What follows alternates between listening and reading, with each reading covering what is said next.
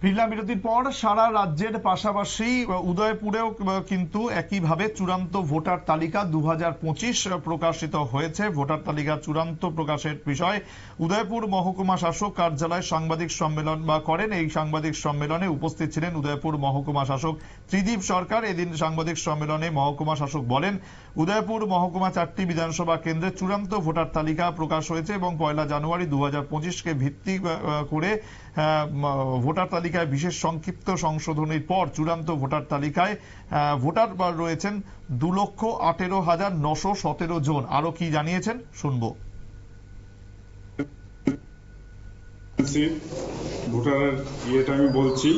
30 Bagma ST assembly কনস্টিটিউয়েন্সিতে male voter 29,081 জন এবং ফিমেল ভোটার 29,213 জন এবং ট্রান্সজেন্ডার আছেন 1 জন। টোটাল 58,295 জন ভোটার।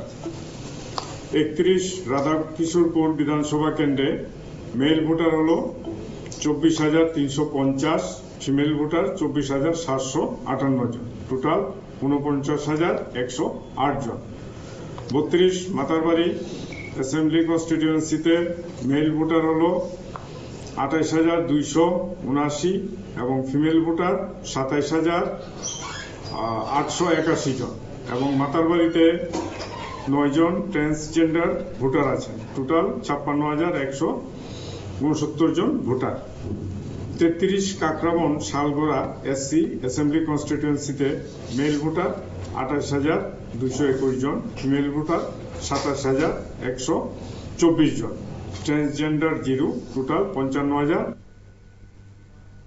শুনতেই পেলেন যে ভোটার তালিকা চূড়ান্ত হয়েছে, সেই ভোটার তালিকা নিয়েই ছিল এই দিনের এই সাংবাদিক সম্মেলন এবং সেখান থেকে জানিয়ে দেওয়া হয়েছে সেখানে এখন কত ভোটার রয়েছে। 2,18,000-এর একটু বেশি সেখানে ভোটার রয়েছে এবং আগামী দিনে যে সমস্ত এই ভোটাররাই কিন্তু ভোটদান করতে পারবেন বলে এখনো পর্যন্ত জানা গেছে। সময় আরো একটি ছোট্ট বিরতির, সঙ্গে থাকুন।